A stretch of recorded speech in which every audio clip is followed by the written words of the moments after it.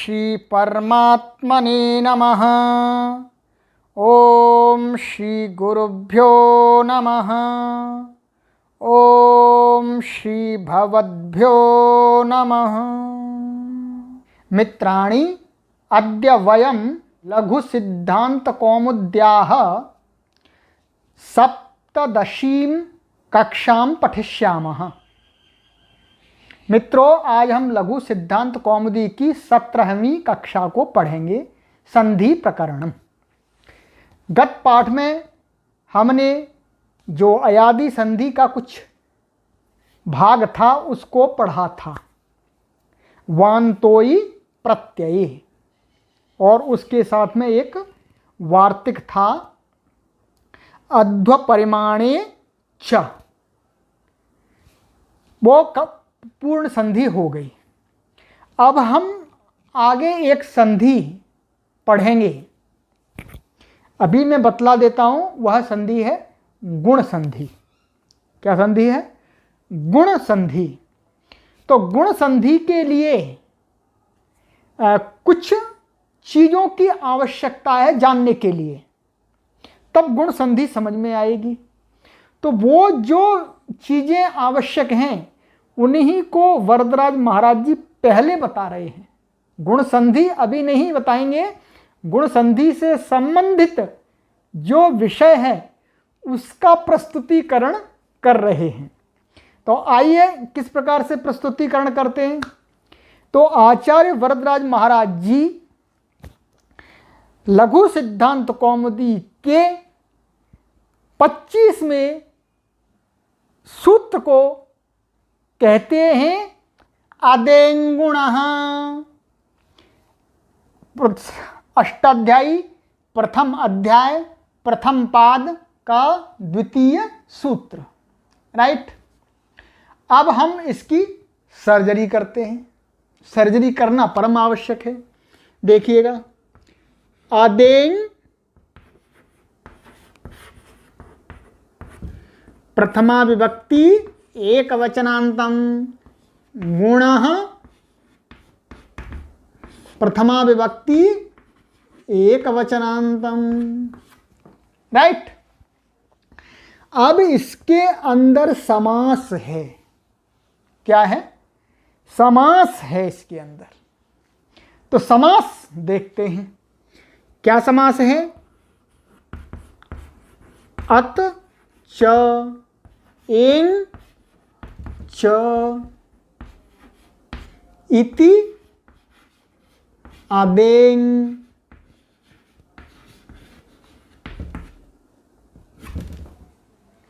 ये समास है आपका समाहार द्वंद्व समाहार द्वंद्व, ये समास है, राइट। समाहार द्वंद्व माने अतचा एंचा इति अदेंग। तो अत और एंग क्या हो जाता है? अदेंग। इसको क्या है? त है, तो त को संधि सूत्र से क्या हो जाएगा, अभी आगे पढ़ाएंगे, त को द हो जाता है। तो क्या बन गया? अदेंग। और गुणः ये एक अलग पद है। अब आपको समास समझ में आ गया। अदेंग का अर्थ है, अलग अलग करेंगे तो अत और एंग। और ये एंग क्या है ये बतला देते हैं आपको। एंग प्रत्याहार है। एंग प्रत्याहार में क्या क्या आता है? ए और ओ। तो इसका अर्थ क्या हुआ एंग का? ए और ओ, राइट। और अत है, अत का ये जो त है इसकी इत संज्ञा हो जाती है। इसको भी आगे देखेंगे, इसकी इत संज्ञा होती है। तो इत संज्ञा वाला हट जाता है। क्या बचता है? अ। अब अ कहने से कुछ समस्या पैदा होगी, उसको बाद में चर्चा करेंगे। अभी पहले अब आचार्य वरदराज महाराज जी इसका क्या अर्थ करते हैं उस अर्थ को देखते हैं। आइएगा, आचार्य वरदराज महाराज जी कहते हैं अत एंग च गुण संज्ञः स्यात्। माने ये अत है और एंग हैं, इसको क्या कहना चाहिए? गुण संज्ञा वाला, अर्थात इसकी गुण संज्ञा होती है। व्याकरण में आप कहोगे गुण, लोक में बोलते भाई इसके अंदर ये गुण हैं, ये गुण हैं, ये गुण हैं, वो वाला गुण नहीं है। ये पाणिनि आचार्य जी नाम रख रहे हैं। व्याकरण में कहीं पर भी यदि गुण आपको कहा जाएगा तो क्या समझना चाहिए आपको? ये अत और एंग। गुण कहने से क्या समझना चाहिए? अत और एंग। परंतु हर जगह नहीं, वो हम बाद में बताएंगे। परंतु प्रायः जहां गुण कहेंगे वहां आपको क्या समझना है? अत और एंग। तो ये इसका अर्थ हुआ। एक नई संज्ञा, ये छोटी, ये प्रकरण से संबंधित संज्ञाएं हैं, छोटी छोटी, इसलिए पहले नहीं बताई, ये अब यहीं साथ साथ बताते जाएंगे। तो गुण, अब आपको ये ध्यान रखना है, कहीं पर भी हम आगे आपको बोलेंगे गुणः भवति, तो आपको मस्तिष्क में क्या जाना चाहिए? अत और एंग। क्या जाना चाहिए? अत और एंग। अब इसकी व्याख्या हम कर लेते हैं। अब क्या हुआ, जब आचार्य वरदराज महाराज जी इतना पढ़ा रहे थे, तब एक बुद्धिमान विद्यार्थी ने पूछा, गुरुजी आपने हमको एक सूत्र पढ़ाया था पहले संज्ञा प्रकरण में कि अणुदित सवर्ण से चा प्रत्यय, अर्थात अण प्रत्याहार के अंतर्गत और उ, माने उ जिसके पीछे लगा होता है, वो अपने सवर्ण का भी ग्राहक होता है। अर्थात सवर्ण का मतलब है वो अपने वर्ण वालों का, अपने वर्ण वालों का अर्थ है तुल्यस्य प्रयत्नम सवर्णम, माने जिन वर्णों का मुख में समान प्रयत्न होता है उन सबका वो ग्राहक होता है। यदि कहीं पर ह्रस्व अ कहेंगे तो उससे क्या होगा?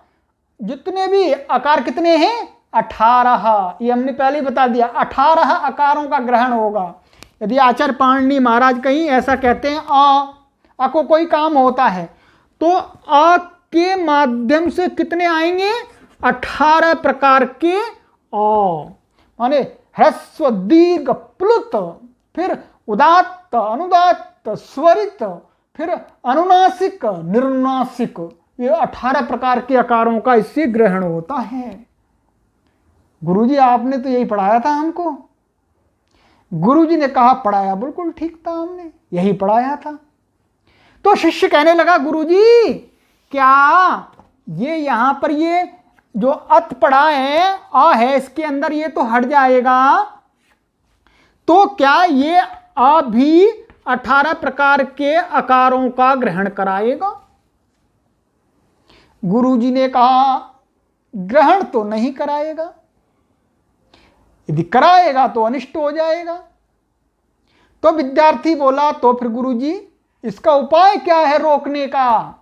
और गुरुजी जो एंग है उसमें भी तो दो हैं, उसमें भी तो दो हैं। एंग का अर्थ है ए और ओ। तो क्या गुरुजी ये वाला ए भी, ये तो 12 होते हैं, इनका ह्रस्व नहीं होता, तो 12 भेद होते हैं इसके, और इसके कितने होते हैं? 12 इसके भी होते हैं, क्योंकि इनका ह्रस्व नहीं होता, ह्रस्व नहीं होता, 6 कम हो गए। तो इनके जो 12 भेद हैं, अर्थात दीर्घ प्लुत और फिर उदात्त अनुदात्त स्वरित और अनुनासिक और निर्नासिक, तो 12 भेद हैं। तो क्या ये भी ऐसे ही ग्रहण कराएंगे? ये 12 को ग्रहण कराएंगे क्या? क्या यहां पर एंग कहने से ए से 12 एकारों का ग्रहण हो जाएगा, ओकार से 12 ओकारों का ग्रहण हो जाएगा? गुरुजी बोले नहीं, ऐसा तो नहीं होगा। तो छात्र बोला, गुरुजी कैसे रुकेगा? तो आचार्य वरदराज महाराज जी बोले, चलो मैं आचार्य पाणिनि का सूत्र आपको दिखलाता हूं। आचार्य पाणिनि महाराज जी ने इसको रोकने के लिए एक सूत्र बनाया है। तो कहते हैं कौन सा सूत्र बनाया है जी? तो आचार्य वरदराज महाराज जी बोले 26 नंबर के सूत्र को तपरस्तत्कालस्य, ये है आपका अष्टाध्यायी प्रथम अध्याय प्रथम पाद का 70वां सूत्र, राइट। तपरस्तत्कालस्य। अब हम इसकी थोड़ी सी सर्जरी कर लेते हैं, फिर इसका अर्थ देखेंगे।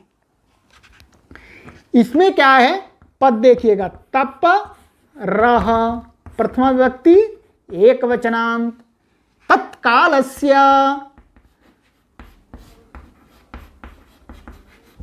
षष्ठी विभक्ति एक वचनांत, राइट। अब इन दोनों पदों में समास है, समास को देखना है हमको। तो अब हम इसमें समास देखते हैं। ये थोड़ा सा आप ध्यानपूर्वक देखिएगा, ये थोड़ा सा जटिल होगा थोड़ा सा, परंतु इसमें रहस्य खुल के आएगा, देखिएगा। तपरह में समास करते हैं पहले। इसमें दो प्रकार से समास किया जाता है, दो प्रकार के समासों की आवश्यकता पड़ती है। पहला समास देखिएगा, तः परः यस्मात् स तपरः। ये कौन सा समास हुआ? बहुव्रीहि। बहुव्रीहि समास में क्या होता है? अन्य पदार्थ। इसका अर्थ क्या हुआ? त परः यस्मात्, यस्मात् मीन्स वर्णात्, स वर्णः तपरः, ठीक है।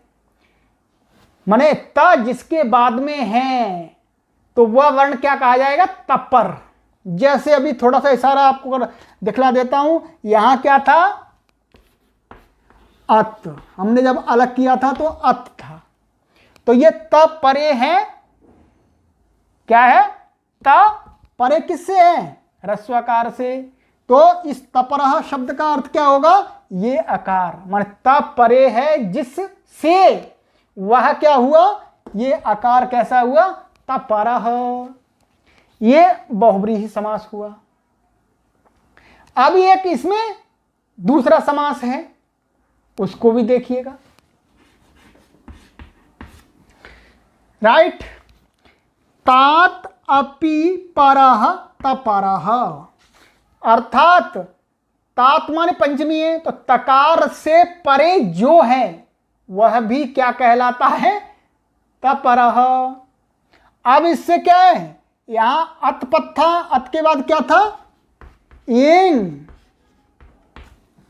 क्या था? एंग। अब इस त से परे क्या है? ये एंग। तो ये एंग भी क्या हुआ? तपर। क्या हुआ? तपर। तो तपरह के दो अर्थ हो गए। तपरह का एक अर्थ हो गया ये अकार, और दूसरे तपरह का अर्थ हो गया एंग। एंग के अंदर दो अक्षर आते हैं, ए और ओ, तो वो भी तपर हो गए। अभी तपर तपर इसका बहुत प्रयोजन है, ये ध्यान रखना है आपको। अब ये समास आपको क्लियर हो गया। बहुव्रीहि समास है पहले वाले में, और दूसरे में है पंचमी तत्पुरुष समास। अब हम इसको हटा देते हैं, राइट। अब इसका जो दूसरा पद है उसको लेते हैं। क्या पद है? तत्काल। तत्काल में भी समास देखना है, तो तत्काल में समास देखते हैं। तो पहला समास है, इसके अंदर भी दो समास हैं। तस्य कालः तत्कालः, ये कौन सा समास हुआ आपका? षष्ठी तत्पुरुष समास, राइट। तस्य कालः तत्कालः, तस्य माने जो भी तपर वर्ण है। कौन सा? तपर वर्ण है। तपर हमने अभी देख लिया, ये अ भी तपर है, और ये ए और ओ ये भी क्या है? तपर है। तो तस्य कालः माने उसका जो काल, काल आपको मालूम है, काल हमने बताया एक मात्रिक, द्विमात्रिक, त्रिमात्रिक, माने वर्ण को उच्चारण करने में जो समय व्यय होता है वह व्यय किया हुआ समय ही उस वर्ण का काल कहलाता है। अब ये एक समास हुआ उसका काल। अब इसमें एक समास और है। अब आप ये बहुब्री समास देखिएगा, तत्कालः कालः यस्य स तत्कालः। ये उत्तर पदलोपी बहुब्री ही समास है। उत्तर पदलोपी अर्थात इस समास में उत्तर पद का लोप हो जाता है। तो इसमें उत्तर पद क्या है? ये इसमें उत्तर पद माना जाता है। तो इसमें क्या है? एक काल का लोप हो जाता है, इसलिए इसको उत्तर पद लोपी तत्पुरुष समास कहते हैं। अब ये क्या बन गया? तत्कालः, ये बन गया तस्य, फिर यहां पर करेंगे तस्य तत्कालस्य। अब हमको घटाना है, ये तत्कालस्य आपका आ गया ये। अब देखिएगा क्या हुआ कि जो तपर वर्ण है उसका जो काल, राइट, और उसके समान ही काल है जिन वर्णों का, माने उसी के जो कैटेगरी के जो वर्ण हैं उनका काल भी उतना ही है, तब उसको बोलेंगे तत्कालः, फिर तत्कालस्य, राइट। अब हम आगे चलते हैं।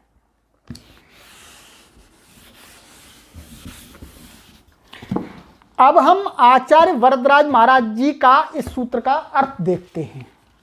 आचार्य वरदराज महाराज जी कहते हैं, तः परो यस्मात् स च